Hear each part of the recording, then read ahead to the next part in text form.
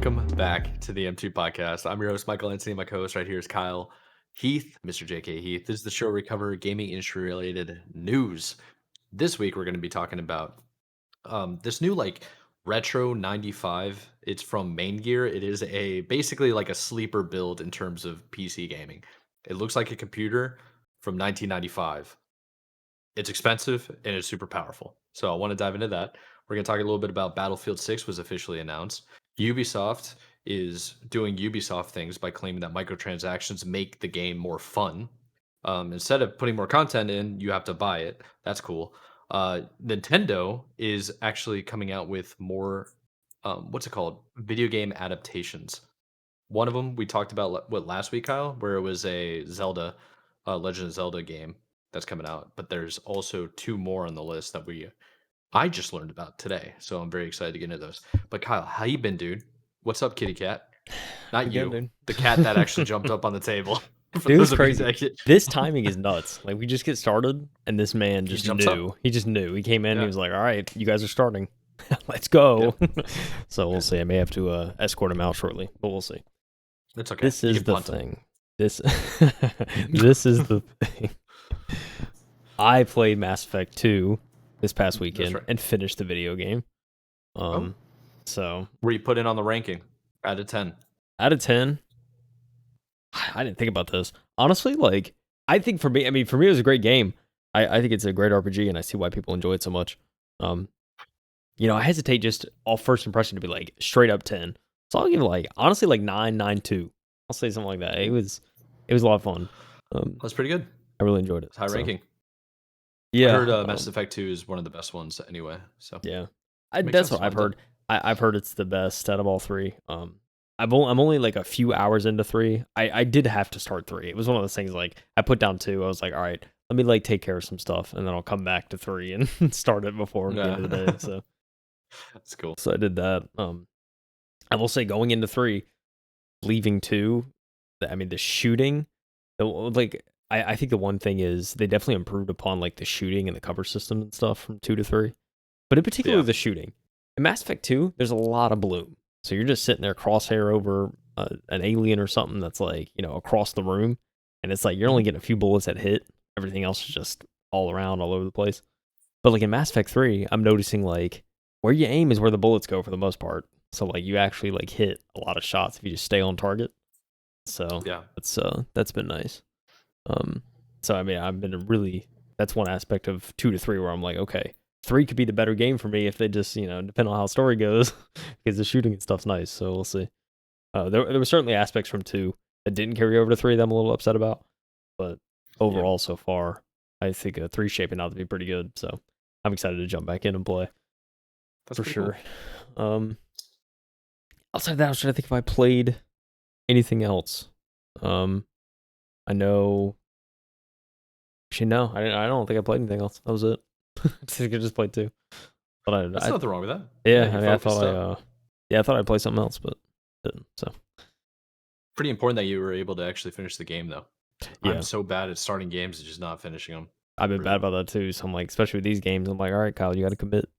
And like on those Uh huh. weekend days, it's like that's when I had the most time to play. So That's that's what a I'll be playing. fact. Oh man. What about you though, Mike? Been grinding? A little bit, yeah. So I'm pretty much over the hump at work. I told you about earlier, and now I had time to actually start gaming again. So a couple of things that I ended up doing is one, I played a little bit of Halo 2, old school Halo 2, OG, everything like that. A little bit of Halo 2 on the good old PC for Halo 2 Project Cartographer. Uh, that's been cool. The big game that I've been playing a lot is Mecha Break. Still into that. I think I grinded like hours into that game to try to unlock all my characters. Man, there are elements of the game where now I've played it enough where I'm not like over stimulated when I'm playing. Like Yeah. there was so much crap happening on the screen that I was freaking out. It's been a battle to deal with, like to like decipher what's happening. It feels like I'm in the woods and I can't see anything. Uh, but then when I started playing it more and more, I started noticing more and more things where it's like, okay, all of this is just like noise. I need to focus on like a handful of things, and that's improved my experience. Just getting used to it, right? the next thing I started playing was Splitgate. No, not Splitgate. Split Fiction. I played more of that. I got further than I've ever been, which is really fun, and it's just been a good time. Like chilling out in the living room, relaxing, playing on the Xbox. It's actually like I'm not even playing that game on the Xbox. I'm using Moonlight to like on my Xbox to tunnel in and control my PC from the Xbox. So it's like I'm syncing up the Xbox controllers to the console and then playing Split Fiction from my PC. And boy, is it fun. It's been really good. It's been virtually seamless. I figured out a couple of little bandwidth tricks to where I don't need to be using my like 2K monitor. I can use just the 1080p because I have a 1080p TV in the living room. So it makes no sense to use the 2K. And yeah, having that has just been a really good experience. And yeah, I mean that's pretty much all I got going on right now. A little bit of trying to get back in the gym grind, get back to a normal routine, stay a little bit more productive, and hopefully we'll lock in more games because I have a whole list of single player games like you're doing right now with the Mass Effect. Yeah. I have plenty of those types of games. When we get into Nintendo, I'm probably going to talk about how much I wish I was playing Tears of the Kingdom because Mm. dude, I have like the freaking Legendary and Collector's Edition. I've only played like 10 minutes. The Yeah. freaking intro to the game. You know, So, side note, I mhm. saw there was a Dexerto, I think, was putting out a tweet. They said that the Switch 2 release of Tears of the Kingdom has dethroned Clair Obscur for 2025's highest rated game on Metacritic. And there's a lot of people up in arms about that because they're like, this is a re-release. This ain't the actual game. So like, what are we doing here? It shouldn't dethrone Clair Obscur because it's an actual 2025 release. So That's a good I've point. seen some discourse. But if the only knock on Tears of the Kingdom previously was the fact that it was 30 FPS, and I'm pretty sure the Switch 2 can do 60, I think right? so. I think so. I mean, Yeah, be a huge dude, selling point. that's a big change. Yeah. Trust. It's a different Trust coming game. from a guy, yeah, like seriously, trust from a guy that like plays Halo 2 on sometimes 24 FPS. And if you're playing on certain maps and an explosion happens, you're on like 10. Okay? So It's how it was it's a made. different, yeah, it's how it's made. It's broken. But with the Switch, man, 30 FPS and then going to 60 FPS in a game that's already gorgeous in its own individual way, right? It's like it's not super high def, crazy intense graphics, but it's just the right type of graphics, it's artistic. It reminds me Yeah. of Wind Waker a little bit and how people gave that such a hard time to like it doesn't look nearly as good as the previous games. It's like, yeah, but I mean it's just the art style, dude. Yeah. Let it go. And now Think it's a about classic. like the multiverse. Yeah. Yeah. Yeah. I love that game, dude. One of my favorite games. Yeah. Give me a freaking wand. Just whatever he does. A wand to do the air or Yeah. whatever. Do we got to do our top 10 list at some point. All time top 10. Got to do the all time top 10. All-time games? We talked about it like, I don't know, a month ago or something like that about doing it Yeah. at some point, I'm doing like an all time top 10 and then just don't share it with each other. And then we reveal Dude, each number. I could get with you tomorrow night if you want to. We could jump in, just like get into a chat room and start ranting. Certainly could. Certainly It's could. up to you. I My mean, free time is finally coming back, so we're turning this franchise around, baby. no. Yeah, we'll see. We'll see. I may have a little bit of work to do tomorrow night because I have to Of do course. this like presentation for my little sector at my Yeah, at my yeah. job. So, and I'm like, because we do one every month, and it's like it's my turn and stuff. So yeah, it's a whole thing. Yeah, yeah. It's one Yeah, of those. that's been a big team building exercise for like decent groups to keep everybody like let me like show me what you got kind of thing, but also something that other people might not know, so it's a good idea to share. Yeah, Um, it's one of those. So yeah, it I'm is what it hoping is. that yeah, I need to start doing that because I think I'm taking over my like division in the next couple of weeks. So when that happens, I'm gonna be like, okay, guys, let's start doing monthly meetings, Yeah, like, and actually try to make a game plan yeah, for how to make our department better. yeah, And also, like, anybody can open up the floor to concerns. I'm very much gonna be a very chill boss of here's the deadline, do whatever you can to get there. yeah. You need more time? I'll get more time for you the best of my ability. You don't need more time? You shouldn't have told me that because I'm just gonna give me more work. Like, dude, my name's on the Yeah. door. We could get paid together, but now you're over here. Like, the more work you do, the more crap I gotta check. What are you doing? It's crazy, man. Yeah. Crazy. Anyways, shall we just jump in to the next couple articles? I agree. Yeah, let's go. Nobody I agree. cares about what we're doing at work, man. I don't care. They came here to learn about whatever the Leave it heck at the door, Maingear's up right? to. Leave it at the Yeah, door. leave it over there. Leave it at the window, bro, that I need to cover up at some point. All right, dude. Maingear. Talked about Maingear at the top briefly. Teased it, but Maingear's Retro95 combines 90s era PC design with modern specs. I thought this was interesting. I didn't really see like just the headline alone. I was like, all right, let me check it out. And then I saw the images and I was like, all right, this is like a pre-built sleeper PC for those who miss CRTs and swapping out discs in the middle of games. I mean, you look at them like that's an Apple II right there. You know, Yeah, with a Windows it 95 really monitor. That's right. Crazy. This is from Tom Warren at The Verge. And he says the following. Maingear is launching a 90s era horizontal desktop with modern components inside. Retro 95 is a beige sleeper build and is for anyone who is nostalgic for the days of Windows 95, floppy disks, dial-up internet, and LAN parties. Retro 95 is a pre-built, customized iteration of the Silverstone FLP01, a case that originated as an April Fool's joke before becoming a reality last year. Maingear is using the latest components inside, including options to kit this out with AMD's Ryzen 7 9800X 3D and RTX 5080, 96 gigs of RAM. That's a lot of RAM. That's insane. And 8 terabytes of NVMe storage. And Why you do you need that see, much RAM?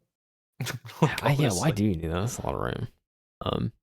They showed the kind of tower piece of it, certainly horizontal. See, this is the thing I can almost guarantee you there's 2 fans on the side of this tower, and I can almost guarantee you I see the brown fins. I'm like, that's Noctua, baby. Those are the good fans. That's so accurate too. Those are the Noctuas, man. Tried and true. I don't know, that's funny. Well, it looks like there are 2 floppy disk drives at the front. One is just for show and hides an optional 24x DVD-R drive. Floppy disk. The floppy drive conceals a hidden front panel I/O, complete with a headphone jack, USB-C port, and 2 USB-A ports. So, and then they show kind of a GIF or a GIF of the disk going in the disk drive. Very cool. And it looks real retro. And then they show the bottom panel. Yeah, it's a cool little front I/O. Nothing crazy. It makes me feel old. Yeah, dude, up to 96 gigs of DDR5. What are we doing? Quite honestly, I want to grab one of these and like bring it into the office and like set it up without anybody noticing. Be the ultimate like, what are you doing? And then they'd see it and they'd be like, oh wait, this thing runs really well. Like, yep.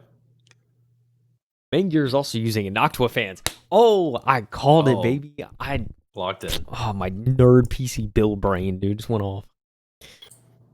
Maingear is also using Noctua fans for great cooling performance and low amount of noise, with plenty of ventilation at the sides of the vertical case to keep modern components running without thermal throttling.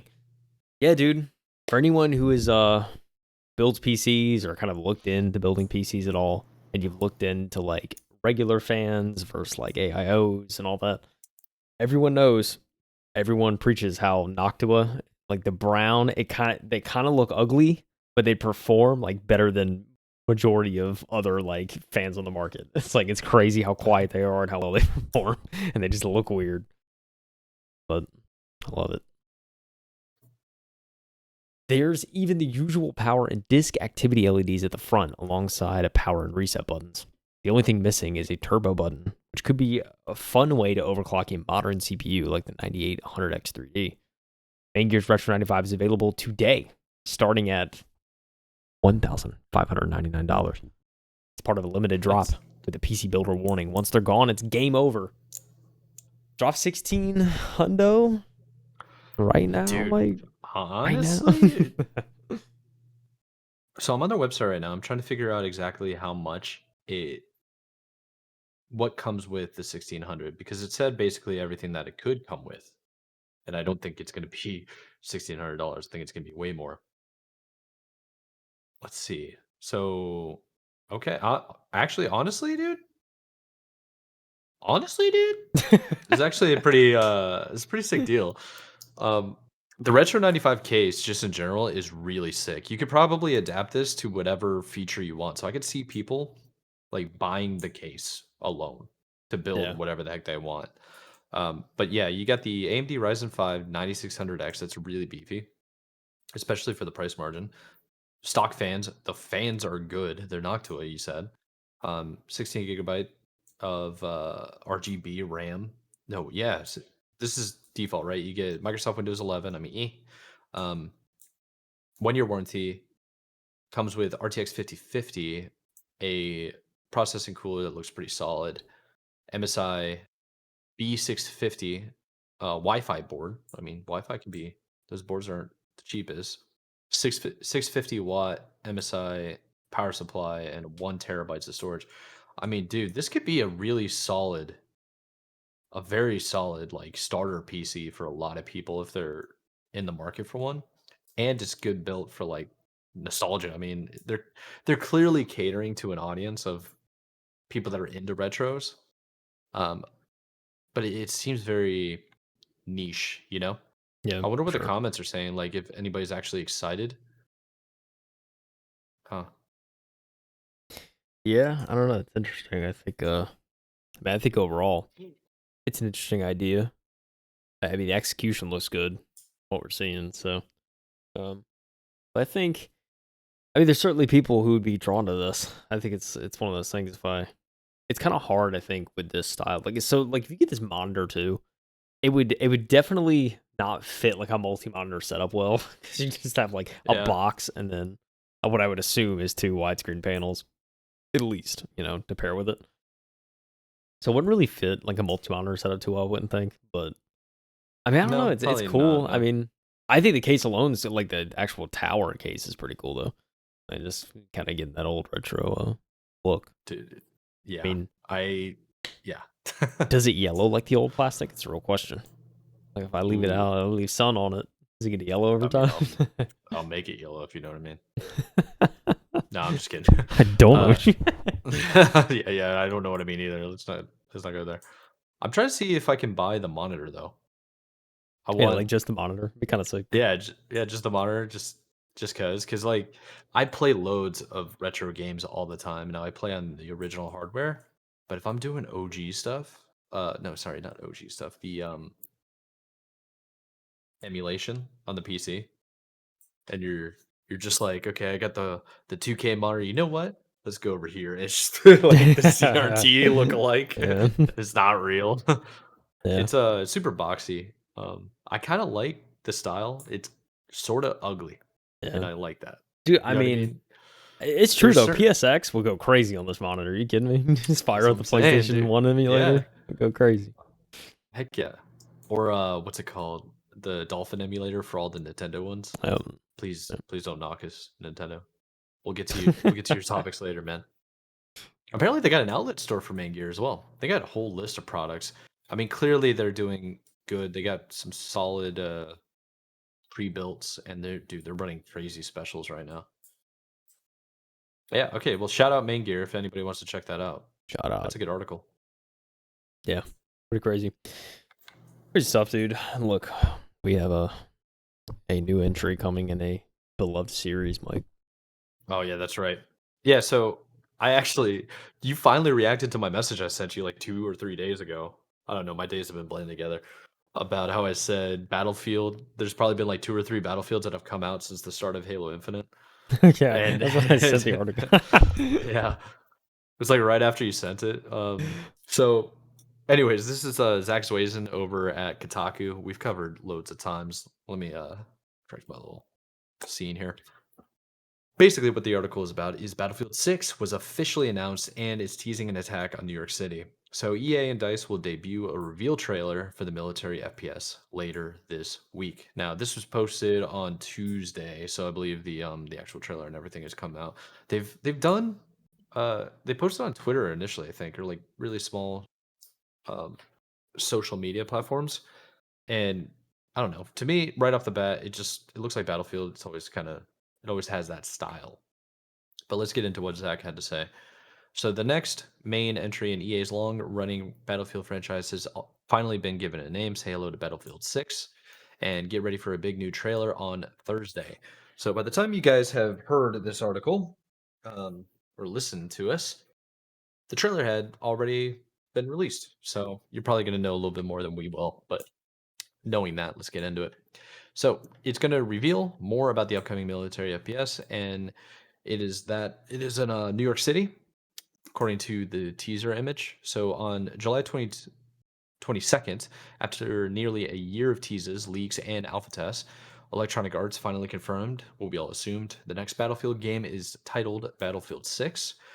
The news comes via another teaser for the game's reveal trailer launching July 24th. So there's actually a link from the official Battlefield handles, social media platforms, where they essentially tease what looks like New York City in the backdrop. Was this four soldiers and a whole bunch of Battlefield like planes, tanks, all this stuff phasing in. Same old that you're used to if you're a Battlefield fan. So the news of this trailer came alongside an image of what appears to be New York City on fire, including four soldiers overlooking a damaged Brooklyn Bridge. The Battlefield franchise has mostly avoided U.S. cities as locations, outside of a few exceptions like the Division police-focused spin-off Battlefield Hardline, which was a pretty good game. So this is an interesting overall or reveal. So, meanwhile, on July 22nd, EA confirmed that it plans to hold an open beta for Battlefield 6 and will let players choose between locked weapons and unlocked weapons for the game's various classes. Essentially, should scouts be forced to spawn with snipers or be allowed to use any gun? It's a divisive topic among fans. The open beta will follow months of closed testing. Battlefield 6 doesn't have a release date yet. For the past year, EA, Battlefield Studios, and Battlefield boss Vince Zampella, always mess up his name. So the main guy from Battlefield, they've talked a lot about the next entry in the popular military series. 2021's Battlefield 2042 was a low point for many fans. Many updates later, the game is in a mostly okay place, but it definitely hurt the franchise reputation and had fans worried about the future. Yeah, during that whole fiasco, it's like Battlefield 2042 came out and it just wasn't a complete game, and a lot of people were really upset, especially because the last really good game was Battlefield 4.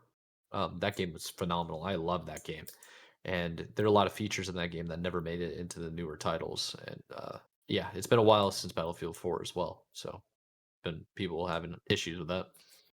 Anyways, let's go. So he continues on. Zach Zwaizen over here at Kotaku says, so EA has gone back to the drawing board and brought together many of its internal teams to work together on a massive entry into the series that will look and feel more like Battlefield 4 with this modern military warfare. Reportedly, Battlefield 6 budget is over $400 million, and the development of the game has been a mess. Soon, we'll find out if all that money and time has been worth it. Yikes. How do you take it? Bang, What bang, do you bang. think, Kyle? Hey, man. They need a hit. That's all I know. This needs to be a hit, I think, if they want to get back on track. So I'm Yeah. curious. I'm really curious to see, like, especially in New York and stuff. Again, like they mentioned, this not too many U.S. related Battlefield games. So that's got me interested to see. Okay, how are they going to put New York into this? It's going to be interesting. But I mean, overall, man, like I think to your point, they have to take some of the old, like what made the older Battlefields really good. Just try and harness that again. They just haven't been able to. And it doesn't help too when your game's just in like development hell. You just can't seem to Yep. kind of get things in control. And then that spills into the game.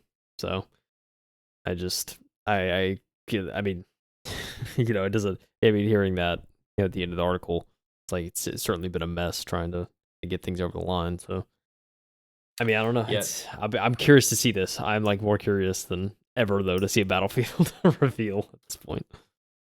I agree with you. I mean, spending $400 million, I mean, that's kind of chump change for EA. They Yeah. spent so much money on all their different games. But at the same time, man, you can't be spending all that money and produce virtually nothing or not have a good product. And if you keep tarnishing the brand, you're going to lose the audience. And it's going to be really annoying because I feel like as an FPS like shooter fan in that genre, and I feel like I have no home to go to. Oh yeah. I can Like, understand that. I mean, Halo's chalked, and has been for a long time. Battlefield has been in a rough place, and you got to be a certain type of player to only play Battlefield. And I mean, Call of Duty, bro, the amount of BS that you experience every single time you play, it's just not worth it. Mm. So where do you go? Uh, Like, I want to play Split. Honestly, that's why I've been playing Mecha Break because yeah. that's my shooter, and that's not even really a shooter. It has built-in auto aim because you're a robot with auto lock. It's like, Yeah. what are you doing? Um, I don't know, man. I just don't feel. I just don't know what we're supposed to do. Hopefully, this game doesn't stink. Hopefully, we get a really good trailer, and hopefully, they go back to kind of the basics of what made Dice so good. Yeah. I mean, you can only hope, but yeah, I mean, I'm right there with you. I mean, I'd love to see Battlefield make a comeback of some sort. So, always hoping for the best with these. But yeah, I get that. I mean, for me, I haven't really touched an FPS in a while. I mean, like, an actual true one that I played consistently. I mean, one that I played consistently, it's probably been, years. I mean, I think the most I played an FPS consistently in the past like 4 or 5 years is probably like, a week or something like that. And then I'm on to the next. Oh So yeah, it's hard to find true. something to consistently grind these days. I'll Yeah, say that. hard to So keep the attention. And these guys are in for a quick buck half the time. So it's like they don't really focus on making quality games as much. yeah, no, I mean, yeah, and I mean that's the thing too. It's just yeah, it's a space that I mean it's not dead, but I think I mean there's a lot of FPS games out there that I mean there's a bunch of people still grinding CS and Valorant and all that. Like I mean Yeah. that's certainly not dead. So I mean I don't know.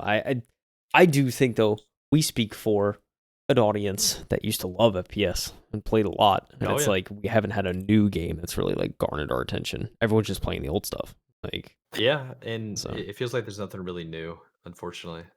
yeah. Um, I don't know, maybe I guess Valorant's probably one of the best new intros to the FPS Yeah. genre, and it's just It's like CS:GO with I mean if you with think the about it, that's 5 years old. twist. Like Valorant's Oh yeah, 5, dude. It's that's what I mean. crazy. But it's successful though. It's Yeah, very it successful. is. But yeah, it's like it's one of those Apex things. Legends. Yeah, I mean Apex what 6? I mean it's Yeah, not. probably. I think 2018 it came out It was right 2019. around It was 29. Fortnite. I remember it Was was it? 29. I Yeah. think it was like let's say it was like February 2019. It was like beginning of the year. It like Oh shadow wow. dropped. Um, yeah, it was 6 years ago. Valorant was 5. Um, that's kind of the thing. I mean, you had COD for a Hmm. little while. I mean, especially Warzone and stuff. Like COD sort of came back for a little bit. Um, Yeah. I but think I think it was the genre that broke out, not so much the first person shooter aspect of it. yeah, Like PUBG kind of carried. Arma's always been there, that kind of been around for a while. But how right. do we feel about Battlefield going into New York City, and especially a modern twist because it looks as though it's a modern skyline, and that would be really cool. I Yeah. want to see some like end of days kind of like Olympus Has Fallen or whatever the heck it's called. That could Is be that what it's called? interesting. Is that the movie?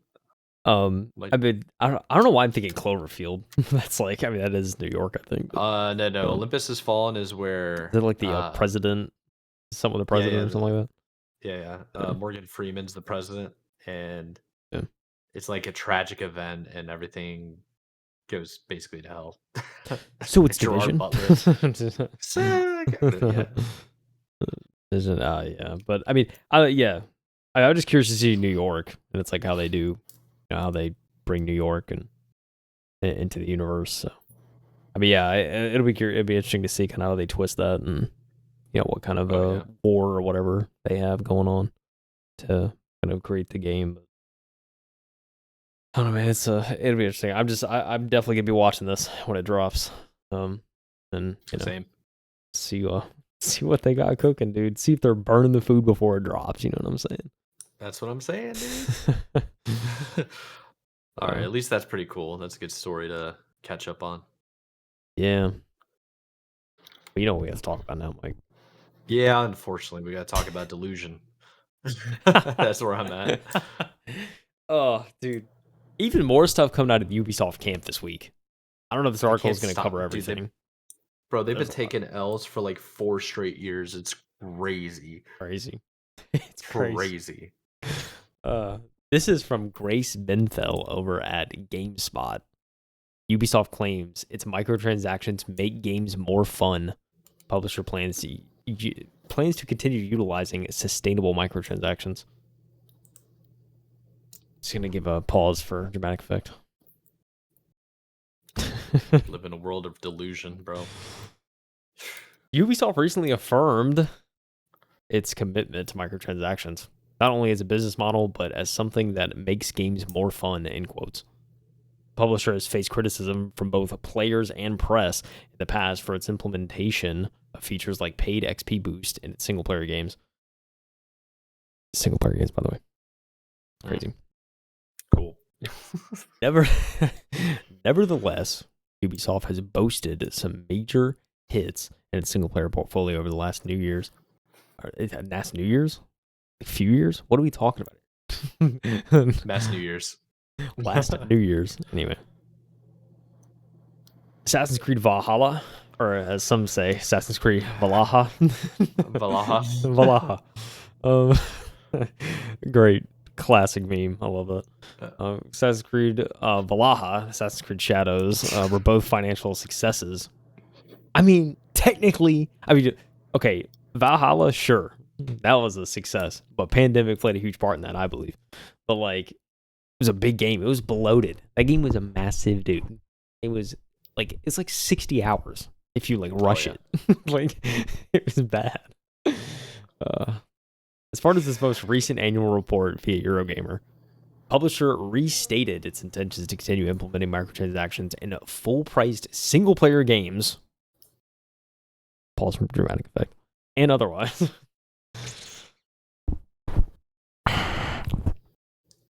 Why are they? I just don't like it. It makes me sad inside. The report expresses a desire to respect the player experience. Thanks, man. Yeah, I feel respected, dude. Yeah, buy my game. By the way, you have to pay more money to get the other features in the game that you just bought. Look, you know what this reminds me of, dude? This reminds me of like, do you remember what chip bags were like in the freaking 90s, dude? Filled to the brim. And it used to be a problem where you were like trying to open up the bag without cracking and destroying all the chips inside. And then they decided, I got an idea. Let's only fill it up halfway now. So we're selling air. Cool. Cool. It's like that BS where they're like, I'm going to put nitrogen in your tires. It'll make them last longer. It's like, that's not how it works, bro. Dude. Late stage capitalism got me effed up, dude. Listen, got man. Me messed up. Listen, Mike, it's all good because they're going to be using sustainable monetization. It's all good. Yeah, sustainable until your business implodes on itself because you can't make a good game. Quadruple A, all right? Quadruple A games, okay, Mike? Quadruple A for every assault that they had in there. Jeez. The report's rhetoric attempts to strike a balance between centering microtransactions as part of the company's financial strategy while reassuring players that they won't go too far. Are you sure about that? That's all I think about. Listen, it states, and I quote, Mike, the golden rule when developing premium games is to allow players to enjoy the game in full without having to spend more.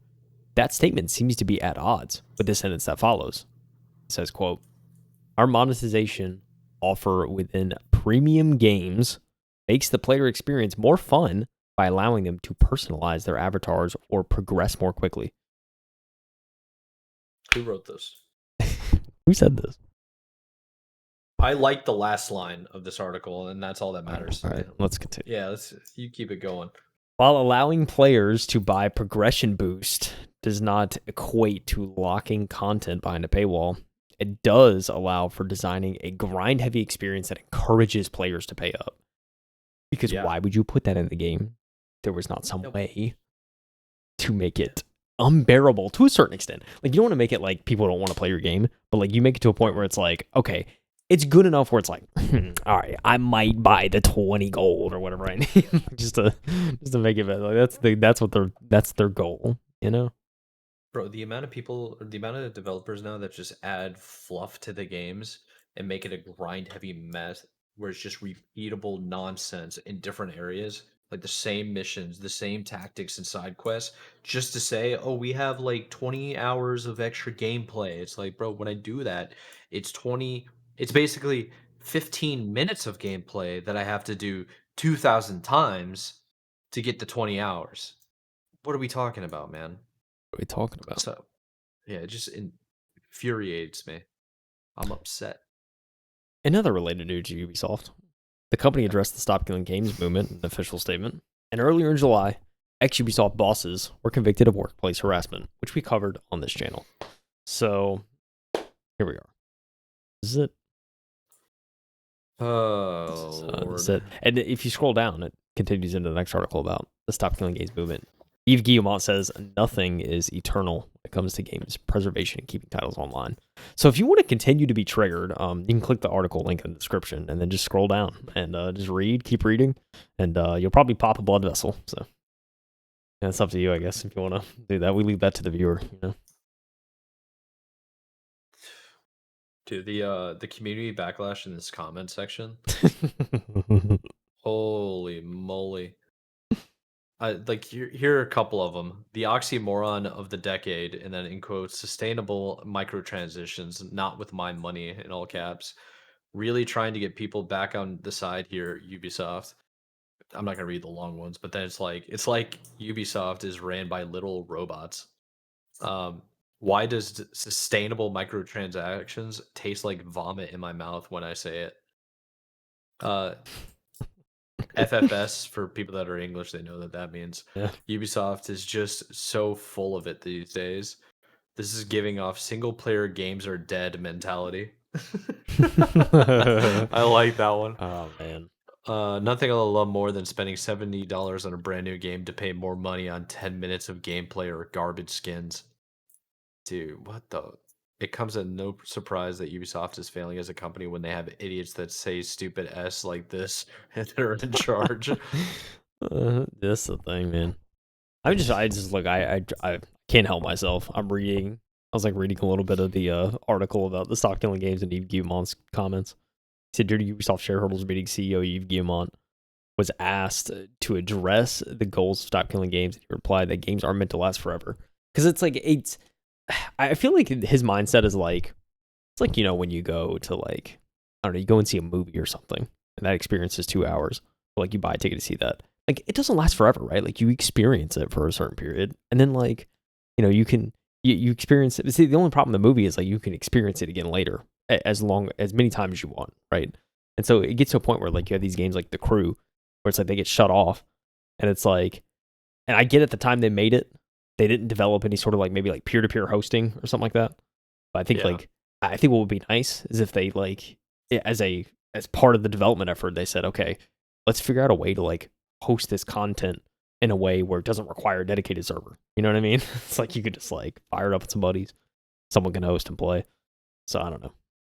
I feel like it's probably something games should consider doing, especially to like for longevity's sake, and to not be like, oh yeah, by the way, like this game's eventually just gonna shut down forever, and then you're screwed. And then like 20 years from now, when you're trying to play with your son or daughter, uh, sorry, like I don't know, man. I dude, I kind of get it, but I just don't agree with any of this aspect. It's you know what it feels like? Let's try to make this comparatively to a different type of product. You go to the store, you buy yourself not necessarily a necessity, but something that will make your life more enjoyable. Okay? So what would that be? Let's consider playing cards, right? You and your friends you get together and you play cards. You have a whole mixed bag of whatever different cards you can play. You can play freaking Go Fish. Who cares, right? You can play War, right? The tactic that they're doing here is like they sell you about 95% of the game at full price. Like at 95% of the deck of cards they sell to you. In order for you to get 5% more, you basically have to pay about like half the price of the full deck. Okay, that's kind of trash. And now they're starting to get to the point where they're trying to basically say when they're done supporting the deck of cards and they're done making the deck of cards. They just come into your house, grab your deck of cards, and light it on fire in front of you, and then say you can no longer play deck of cards. Yeah. That's what they're doing, Yeah. and nobody's really saying anything about it. How is this like? They're basically trying to control sole ownership of the products they create, and I don't think there's any other industry that I can think of that does that. Like, at all. Like, you buy something, you take it home, and they still own it. They have full control and autonomy over it. Yeah, pretty much. Do you know what I mean? Like, It's like how is that it's possible? like physical media, man. Even physical media, like for games, You can- it's just a license key, bro. This game's not on the disc, dude. It's ridiculous out here. I just don't get Yeah, it. but And now we're giving out that's codes, man. You get a yeah, I know, but case, and then you get a code, and then you type in the code, and then your account is deleted in 5 years, and then you don't have your game anymore, and then you just have a piece of plastic sitting on your bookshelf, dude. you better be connected to the internet all the time. Yeah, God forbid All we the start. time. God forbid it's internet goes down. If Yeah, World it's a War wrap. Five at that point, we're Can't just play nothing. you're Can't play like nothing, you man. can't entertain yourself with a video game. Good luck. You better hope you downloaded some ROMs over the years, Yeah. and you just happen to have a totally legal like version of Dolphin that you can play. Just yeah, totally illegal. Okay. Uh, it's so full of crap, right? Am I crazy? It's just It's yeah, dude. It's just so bad. I think a lot of people are starting to realize that. Like people are starting to like. There's a lot of people that are starting to like finally realize, especially over the past couple of years, when like you have companies starting to shut games down and stuff, and you're realizing like, oh wait, like I don't actually own these games I'm downloading any of from it. Yeah. Steam or these No. whatever. I don't actually own any of this, and like my account gets banned, I'm kind of just screwed. Like I can't just all my money, thousands of dollars, just down the Yeah, drain. just gone. Just gone. And that's one of the reasons why I keep all my hard copies of freaking everything. I have like a collection over here. By the way, scooped up another Guitar Hero controller. That Oh man, those things are like liquid gold if you can find them. for real. Um, but basically, it's like you got to keep your physical games now because they're going to be worth so much in the future when you get people that grew up playing those games. Like, think about how much money N64s go for now. They're basically going for the original price that they were in the 90s. And I know inflation, you could say it's not as much, but the point I'm saying is there's still that audience where people are like, I want to play the old games again. I want to play the ability to just not have to deal with the BS, man. I don't want to have a freaking gold membership for Xbox Live, right? PSN network, or now Nintendo's doing their stuff just so you can play the old retro games that you already own. It's just a game, dude. It's Hell, just a game. let me play my game. This is a piece of art that I cannot own. I can enjoy it for a limited time. Cannot own Yeah. it. Well, I'm just not gonna buy that game then. Basically, that's why Yeah, everything's gonna go the subscription model. And when it yeah, gets here up we to are. like $50 a month, see ya. Hmm. I'm gone. Hmm. Bye. Hmm. Peace. Adios, amigo. Yeah. Later. It's nice knowing you. Yeah. You got too bougie. Same. Sorry. Yeah. You got too uppity. Can't afford it anymore. It's crazy. Yeah. Yeah, dude. Subscription model. And the subscription models, you can't even like. It's a very limited subset of a library, and obviously they do that because one I don't know. I don't know if they could give us everything. I mean, they probably could, but like if they could just give us access to every game, that'd be nuts. But also like to a certain extent, it's like okay, you can't. You gotta spice it up. You gotta give incentive for people to stay subscribed, right? You can't just. Oh yeah. So Well, I mean, now when they keep doing these remakes of all these different games, it's not even a true remake anymore. It's like this one story mode, and then you don't have anything else that the original games had. yeah. So it's not even nearly as good or as fun. Yeah. I mean, It's like, they're dude, I'd rather just go back and play the other stuff. I do. I also have to push back to that point though, and also say like, man, there's been some good remakes that have come out in the last like 4 or 5 years. Like Resident Evil 4, Fire remake, Silent Hill 2, Yeah. Fire remake came out last year. There's some diamonds in the rough, but yeah, there's some that are just Yeah, like but cash grabs. I'm speaking more general though, you know? It's tough. I get it, man. I mean, we could talk about Nintendo trying to, you know, make some good entertainment. That's true. We can definitely go into that. So I'm pretty excited to talk about this one because we found out last week that the casting was announced for The Legend of Zelda. I think it's a pretty good cast so far. more probably to be announced. But let's get into a Screen Rant article by Jack Walters, who's published this week. It's called Every Upcoming Nintendo Video Game Movie. So we do know about two of these. I'm really excited for the other two that I kind of found out about today.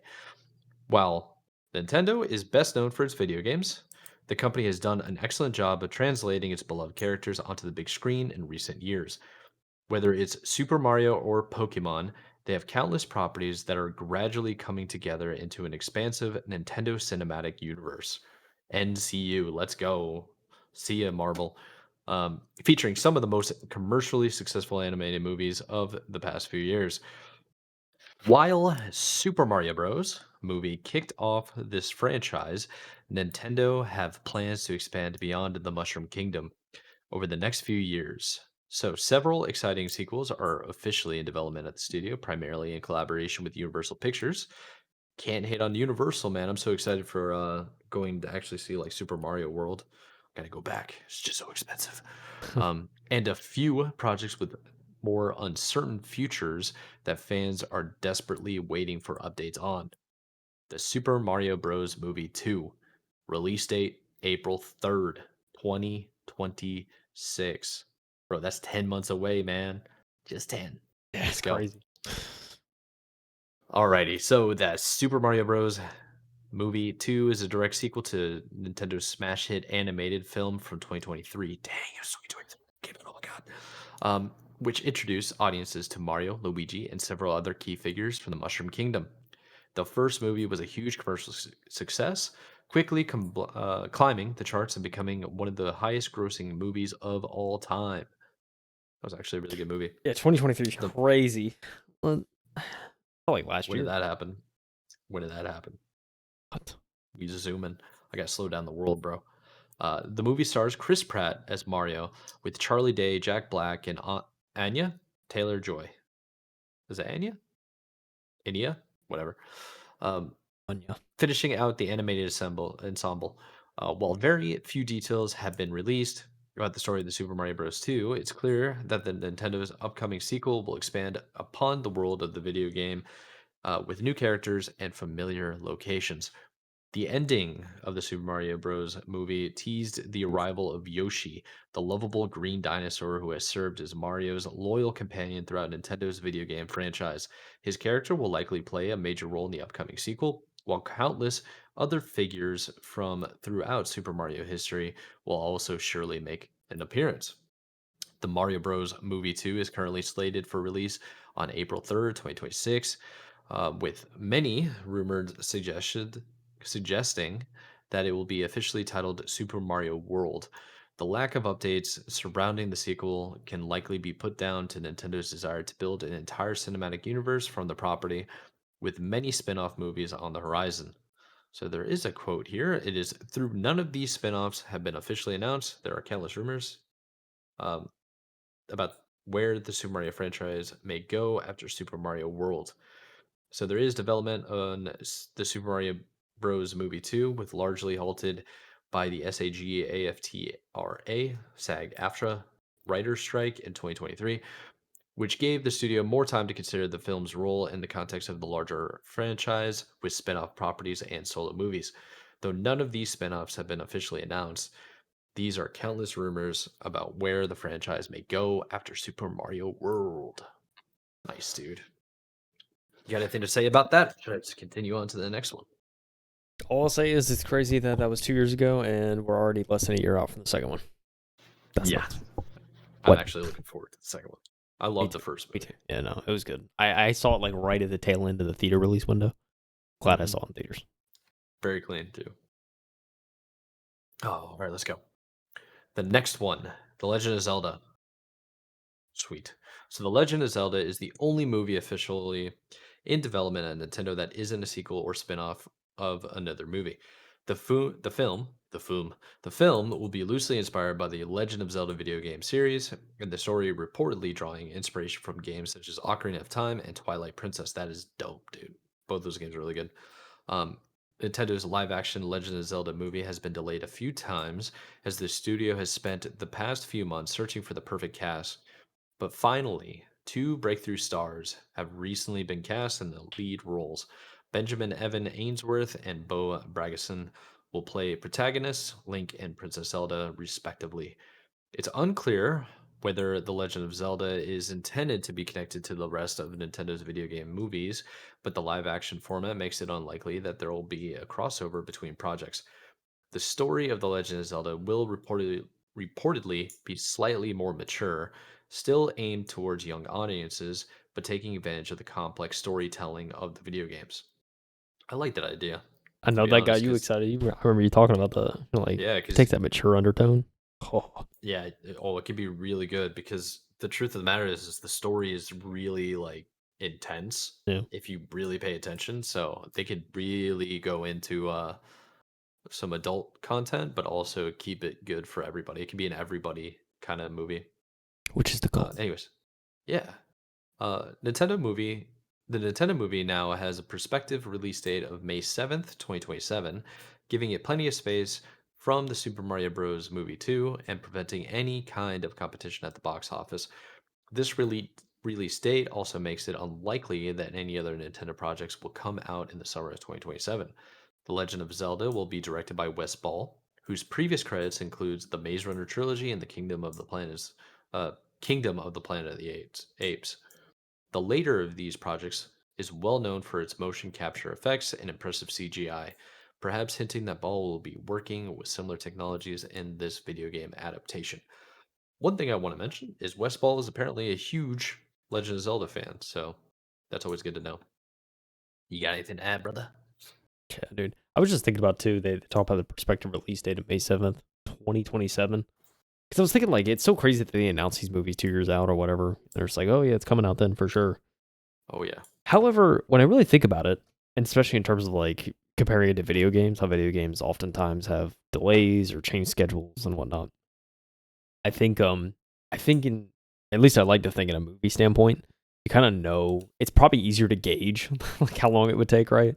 Because there's not Oh too yeah. many crazy new technologies or anything you have to worry about in terms of like editing or filming. It's like I think everyone has a pretty general idea of like, okay, this is how long it'll take to film, this is how long post production is gonna take. Like it's probably way easier to gauge than video games. So I think it probably makes sense whenever you're saying like, oh, this is planned to come out in 2 years. It's like, okay, yeah, it makes sense to give an exact date because you probably can hit that.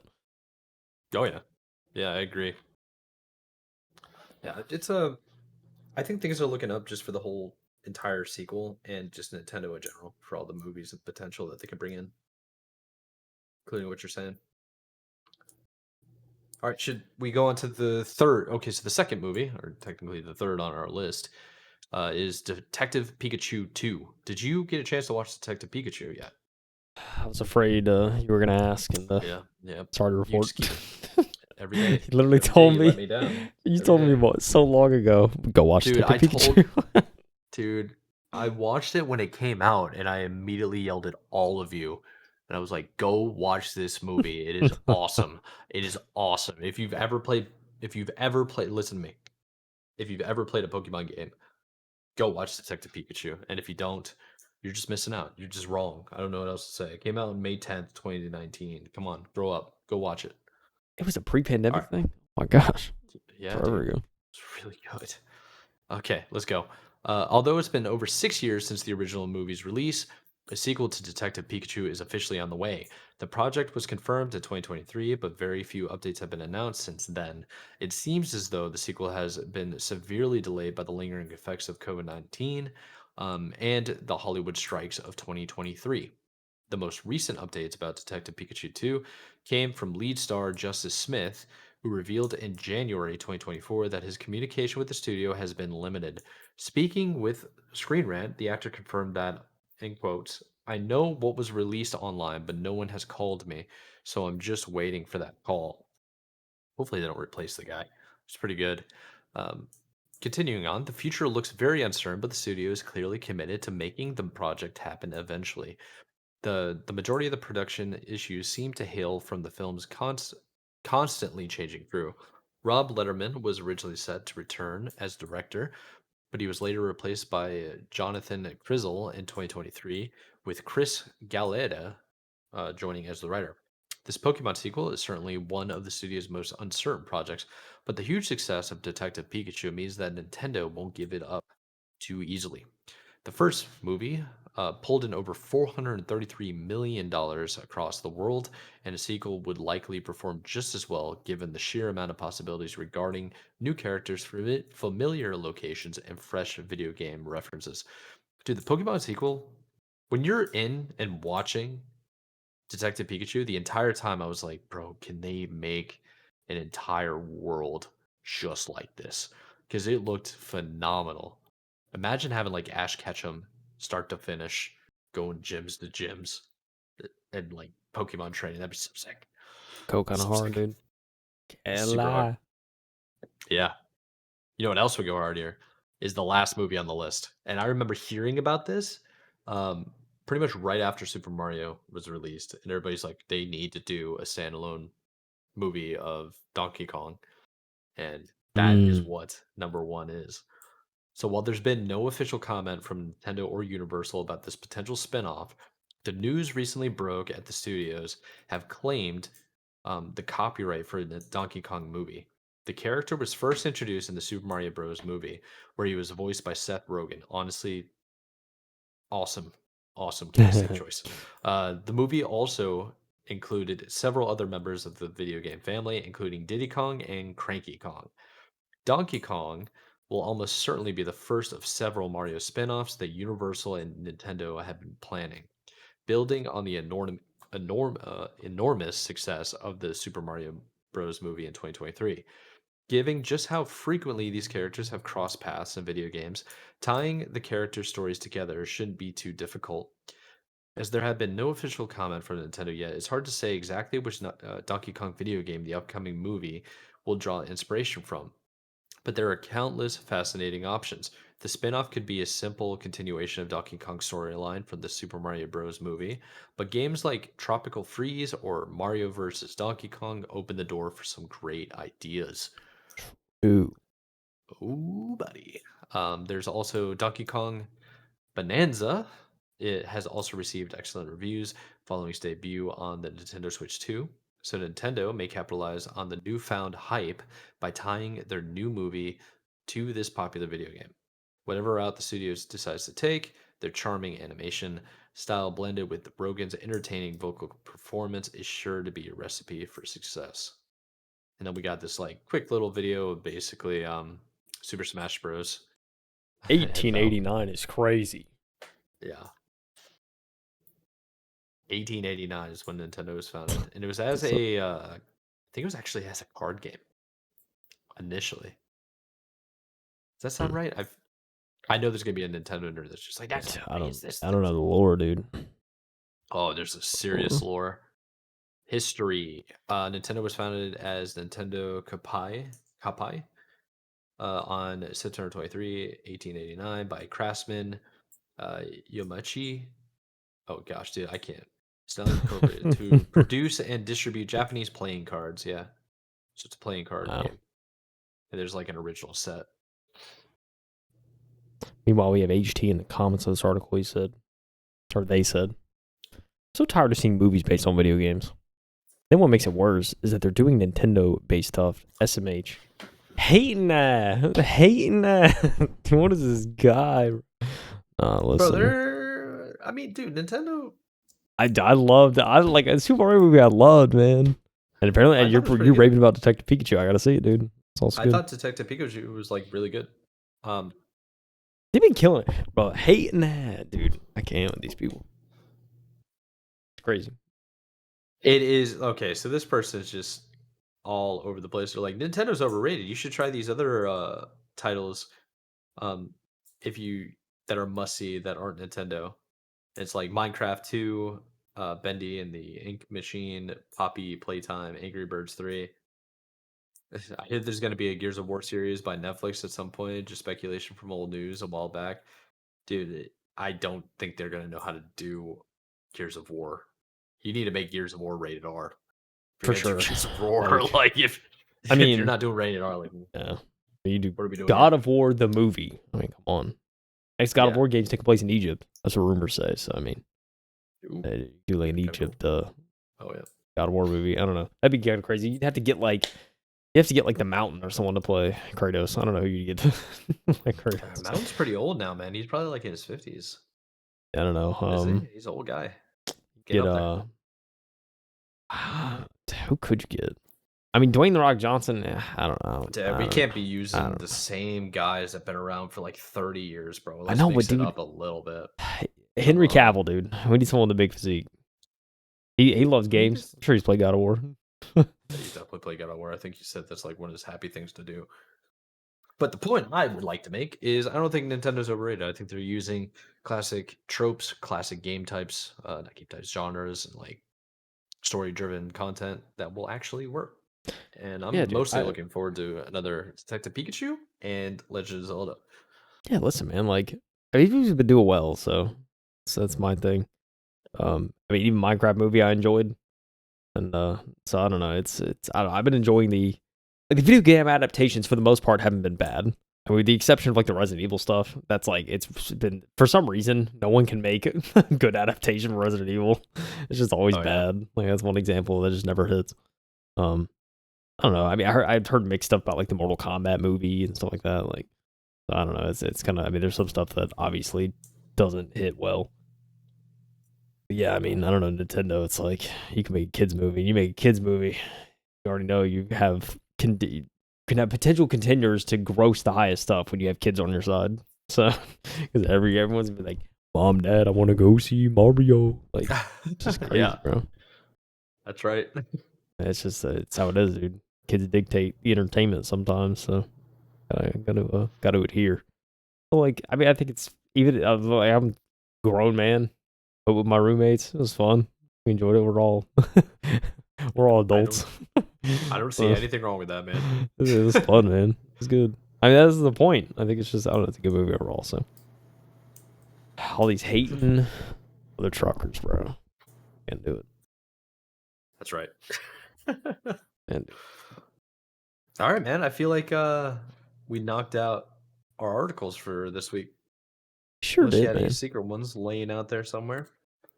No, I mean, like I said, I mean, there was like the Ubisoft one. I know we didn't cover all of the Ubisoft stuff. There's only one kind of piece I wanted to mention about the Ubisoft stuff. So like Ubisoft, they're naming co-CEOs of spinoff. So it's Christophe. I don't know. I think I'm saying that right. Christophe Durenez, but the one of note is Charlie Guillemot. Does that sound familiar? They talked about apparently like Assassin's Creed. They're playing for Rainbow, Far Cry, whatever. They were like talking about that. But yeah, so Ubisoft has set both of them as co-CEOs of a new subsidiary. So runs in the family, baby. Guillemot, you made Guillemot proud. He's back. Great. The Guillemot. Yeah, he's the son of Yves Guillemot. So runs in the family, bro. I mean, it is a family business, so. Yeah, but it's been doing too well. But, it's that type of nepotism I'm not interested in. You know what I mean? It goes crazy, man. It goes crazy. That's for sure. Ugh. It's just all over the place, man. Listen, dude. Ubisoft, they keep making quadruple A games. They'll be quadruply bajillion dollars in debt. So there you go. I was trying to come up with something clever there, but just nothing hit. So quadruply bajillion dollars in debt. Yeah, I think they're cashing checks that they what's it called? They're writing checks they can't cash. Yeah. I could see Ubisoft going under in the next like year or so, but I also felt that way 2 years ago. Yeah, so they just keep trucking along. It was so, dude. So bad. Was that? It was last year, right? Where they just had like the complete flop of a presentation over a summer game fest. It was just so bad. It might have. I mean, it might have been like 2 years ago because last year they skipped out on their Ubisoft Forward, didn't they? Was that like last year? I couldn't remember if it was 2 years ago. Saddest Ubisoft Forward. Maybe it was 2 years ago. Just like so bad, dude.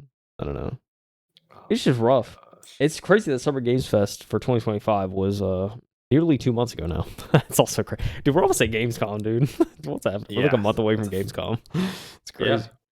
Oh, dude, it's nuts. All right, well, I mean, hey, go into fall. Hopefully the news will pick up a little bit more. You know what I'm saying? I think so. It'll Some pick up. crazy stuff. All the devs, all the companies are just enjoying the end of their quarter twos, and they're hanging out, enjoying the summer weather. It's a little bit of a grind, and a little bit of a breather, and they're gonna be pushing hard in the fall for all the new releases. Then winter we're gonna be back to chilling. It's gonna be Yeah, dude. cool. Yeah, for sure, dude. I mean, like in the meantime, for some of my YouTube entertainment, I just throw Oh on yeah. some old like either dev studio like lore history videos or like backstories and stuff like that. I'll throw that on every now Oh and yeah. again. It's nice to hear because like I was recently refreshed on like Naughty Dog and like their development practices before they stopped doing insane crunch. Because for the longest time Yeah. they were known for just ridiculous crunch that was just like gross. And then and then after Last of Us Part 2, they were like, all right, yeah, we should probably put in a practice to not burn people out.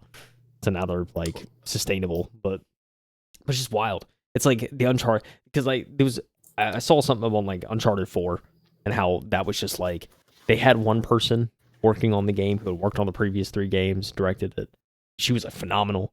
She did really well, and then all of a sudden there was like some sort of discrepancy or something happened Right. in the company, and then that's when Neil Druckmann got put in to direct that game, and they just kind of threw him in with someone else. And they ended up turning the game around in like 18 months or something ridiculous. Like it was something that like Yeah. shouldn't have happened, and it was like insane crunch. And then like Neil stayed, and now he's like head of the studio. But like the other guy that was also like co-writing and like co-heading the project, apparently like he's Just out of video games at this point. He just like quit after that, and he's like not even in the industry anymore. It's crazy, man. Sometimes that happens. Like you just get burnt out of Yeah, when something. they're burnt I'm out not gonna be so here bad, anymore. you're like, So I'm over changing it. careers. Yeah. That's so Adios, amigo. gosh, that's crazy, man. It happens. That's what I say, yeah. Yikes. I don't know. That's what I'm using to fill in some of my time, between games.